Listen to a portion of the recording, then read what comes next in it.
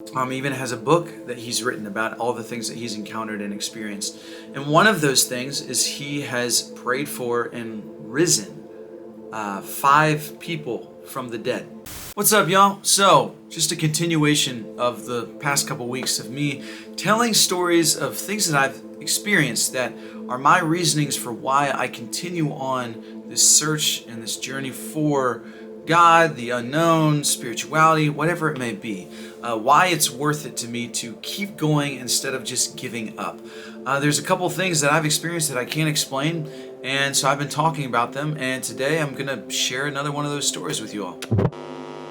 Now, if you haven't seen the other 2 videos, this comes from, the idea of this series of videos kind of comes from a video I put out a couple years ago talking about how I prayed and fasted for 7 days and didn't experience, I prayed and fasted to experience God, and I didn't experience anything from that. And there was a whole point to the fast, but there was these things that came out of the fast. I didn't experience anything, but I did come out of that fast with some clear-headed thinking and and these stories that really were kind of haunting to me, because I was like, this matters. This is some sort of evidence subjectively for me to keep going. So, I talked about seeing blind eyes open, essentially, or just really blurry, bad vision cleared up.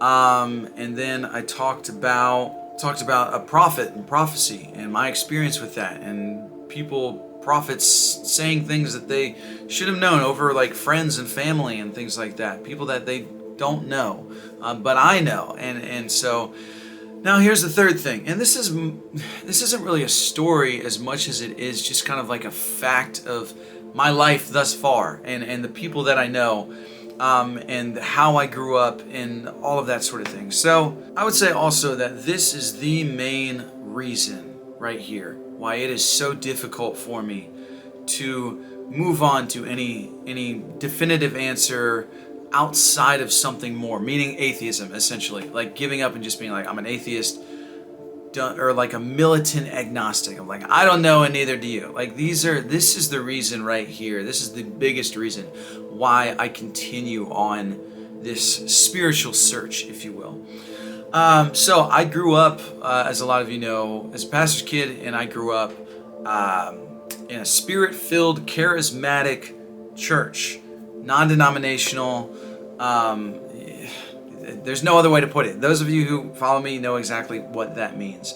And so very, gifts of the Spirit oriented, very much, healing and prophecy and, like unknown, experiential kind of stuff. Not so much like religion and ritual and this and that, but like, let's experience God and experience heaven coming down to earth, that kind of thing.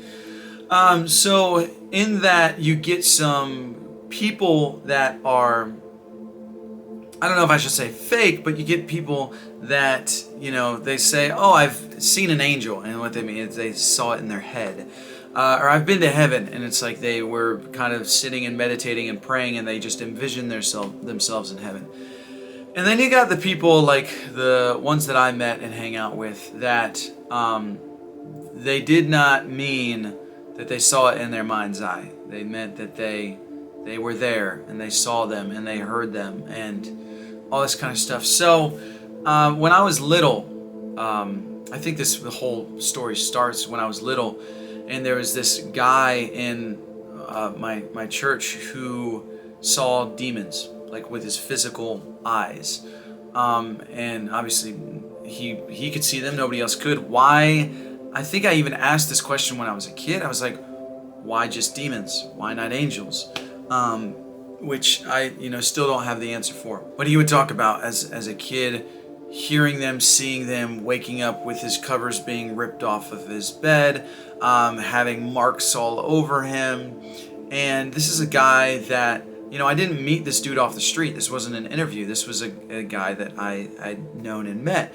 So, and I had countless conversations with him about this, even as, I don't know how old I was probably like 10 years old, and he was probably almost 30 or something like that. But I was asking these questions as a kid.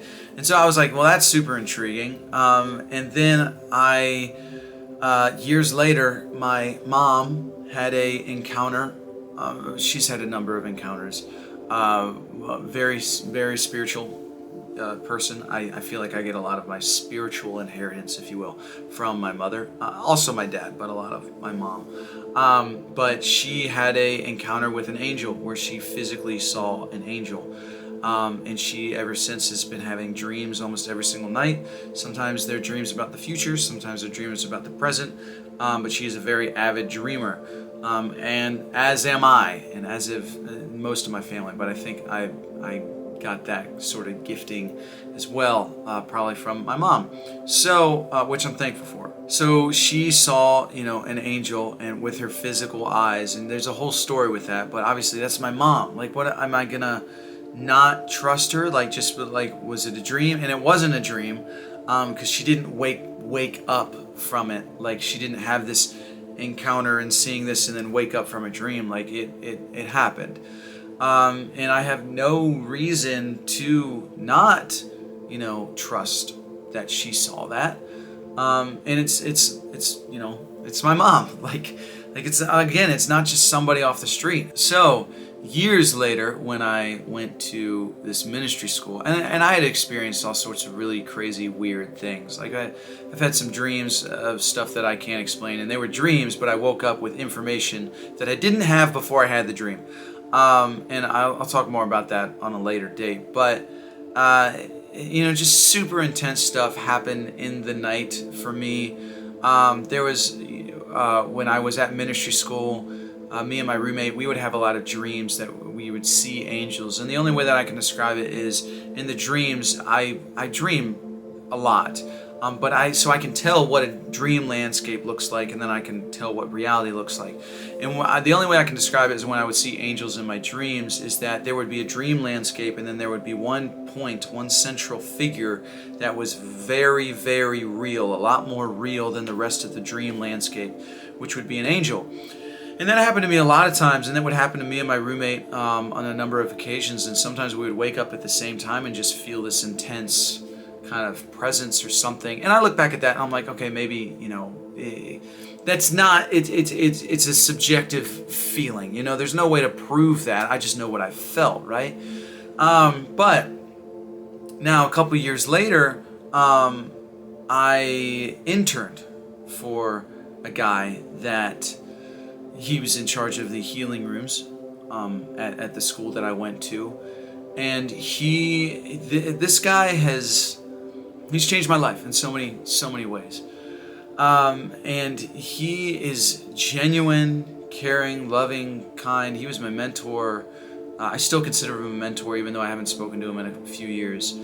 And he's just an incredible human being. I've known him for years. I interned for him, saw him daily, genuine, loving. I mean, I could just the same person that he is when he is on stage preaching is the same person that he is when he's alone at home with his kids. And I've eaten dinner with him, I've gone camping with him. I say all of this to say I know this guy intimately, friendship. I look at him and I say I love you, just because I do. There was a connection there, teacher, student, mentor, but friend. Genuine connection. And he even has a book that he's written about all the things that he's encountered and experienced. And one of those things is he has prayed for and risen 5 people from the dead.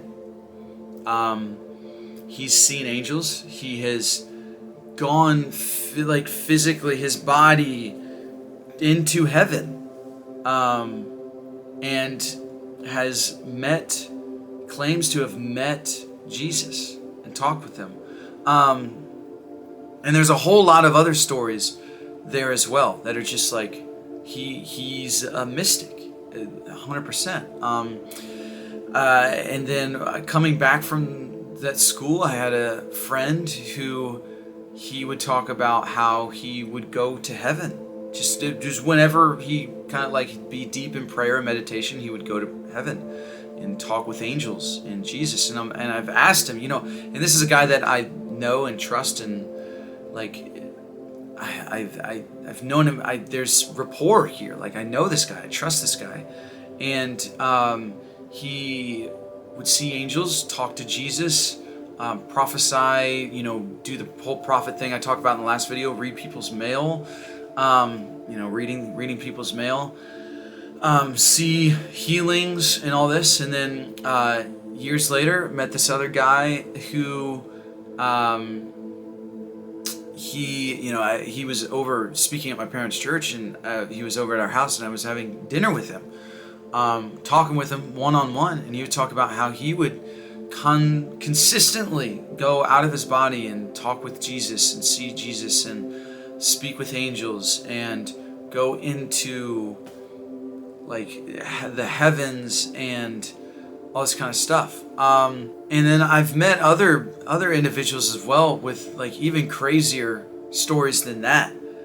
But here's the thing. Here's why I'm saying all of this.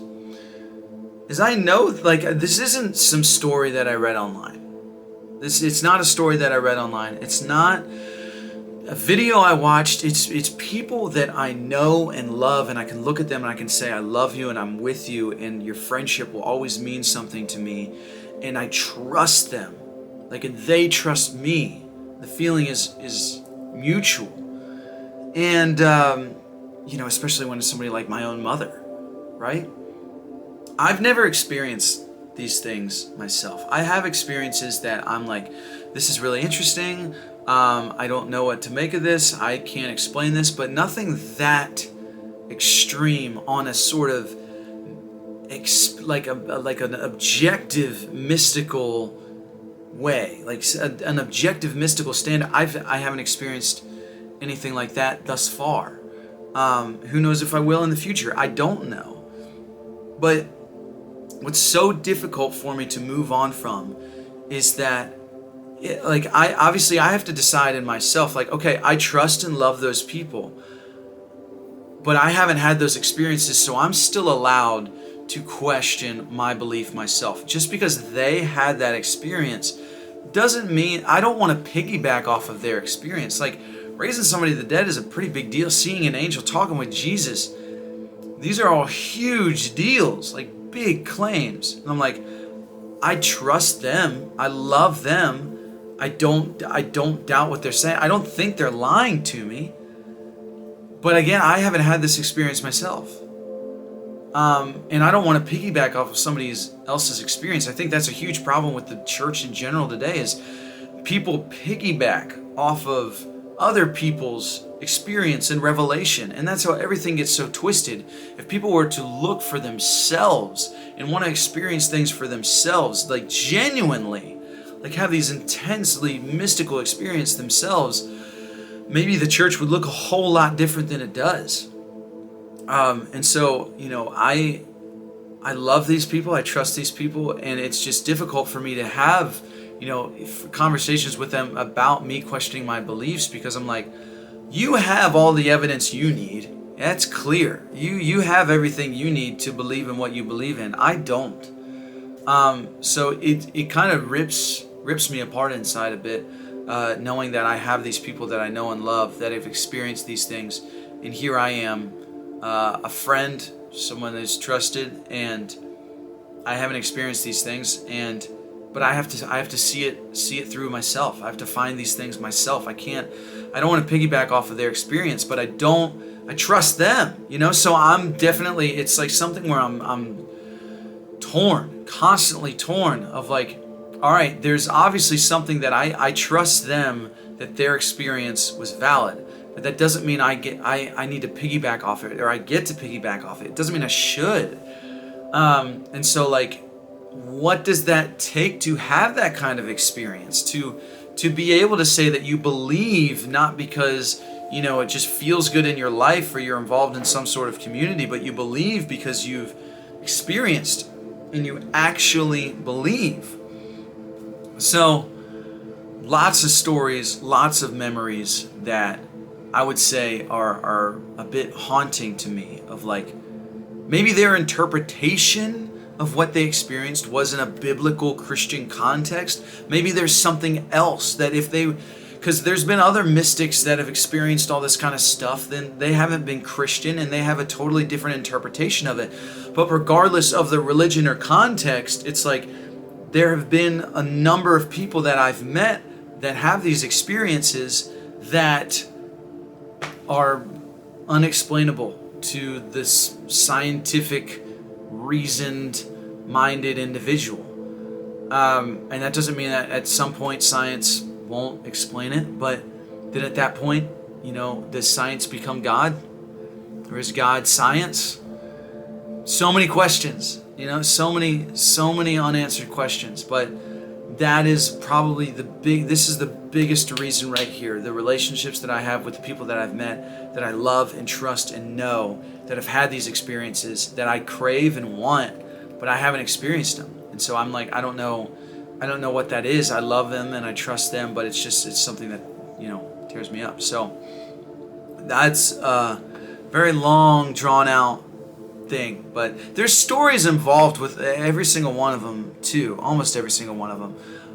But I won't go into that, but this is definitely one of the biggest reasons why I still continue on my personal search for whatever it is that's out there. So I'd love to hear your thoughts on this. What do you think? Do you think, that's something to, if you have friends like that and you haven't experienced it, do you piggyback off their belief? Do you find that acceptable, or do you want to have your own experience? Or, anything else? Well, I'd love to hear your thoughts on this, so I read your comments, and I'd love to hear more. So, that's that for this video.